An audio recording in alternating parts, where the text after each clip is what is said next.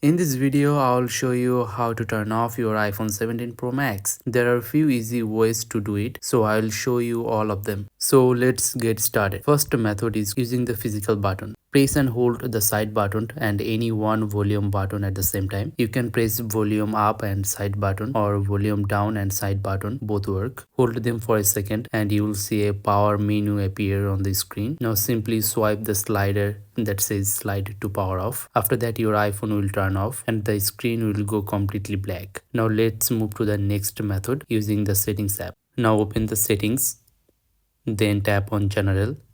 Now scroll all the way down and you will see an option called shutdown. Tap on shutdown and the power off screen will appear. Now just swipe the slider to power off slider and your iPhone will shut down. Next is the third method. This one is really convenient. Open the control center by swiping down from the top right corner of your screen. Now look for the small power icon in the control center. Now press and hold that power icon for a moment and the power off screen will show up. Now simply swipe the slider to turn off your iPhone. And that's it. If this video helped you, please hit the like button and subscribe for more simple iPhone tips and tricks.